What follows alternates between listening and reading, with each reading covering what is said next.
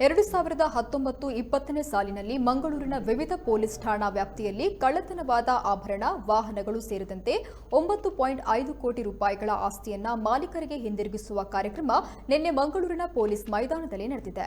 ಈ ಪೈಕಿ 2.277 ಕೆಜಿ ಚಿನ್ನ, 25 ದ್ವಿಚಕ್ರ ವಾಹನಗಳು, 19 ಮೊಬೈಲ್, 11 ಇತರ ಆಸ್ತಿಗಳು ಮತ್ತು 48,13,951 ರೂಪಾಯಿ ಹಣವನ್ನು ಮಾಲೀಕರಿಗೆ ವಾಪಸ್ ಮಾಡಲಾಗಿದೆ.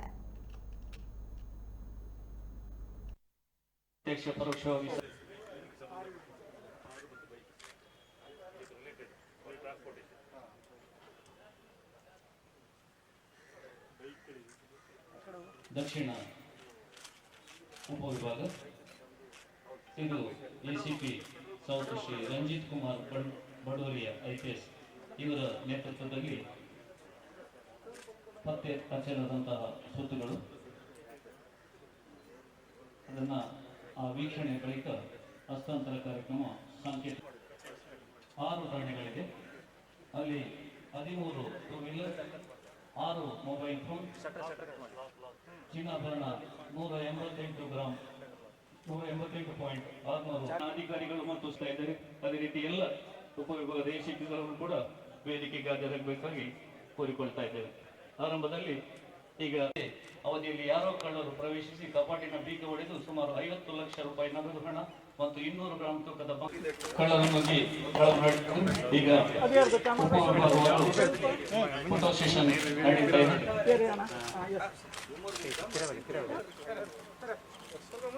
ಬಹಳ ಕ್ಷಿಪ್ರ ಕಾರ್ಯಾಚರಣೆ 29/7/20 ಅವಧಿಯಲ್ಲಿ ವರದಿಯಾದ ಆ ಒಂದು ಸಹಯೋಗ ಅಪಾರ್ಟ್ಮೆಂಟ್ ಕುದ್ರೋಳಿ, ಅದೇ ಪೂರ್ವ ಠಾಣೆಯ ಅಪರಾಧ 49 ಲಕ್ಷ ಪ್ರಾಪರ್ಟಿ ರಿಟರ್ನ್ ಮಾಡ್ತಾರೆ. ಉಳಿದಿದೆಲ್ಲ ಪ್ರೊಸೀಜರ್ ಕೋರ್ಟ್ನಲ್ಲಿ ಚಾಲನೆಯಲ್ಲಿ ಇದೆ. ಅದು ಒಂದು ಪರ್ಮಿಷನ್ ಬಂದ ಕೂಡಲೇ ಅದು ಕೂಡ ರಿಟರ್ನ್ ಮಾಡಿ. ಈ ಸಂದರ್ಭದಲ್ಲಿ ನಾನು ನಮ್ಮ DCP ಕ್ರೈಮ್ ವಿನಯ್ ಗಾಂವ್ಕರ್ ಅವರು ಮತ್ತು ನಮ್ಮ DCP ಲಾ ಆ್ಯಂಡ್ ಆರ್ಡರ್ ಬೇರೆ ಕಡೆ ಒಂದು ಸ್ಪೆಷಲ್ ಡ್ಯೂಟಿಗೆ ಹೋಗಿದ್ದಾರೆ.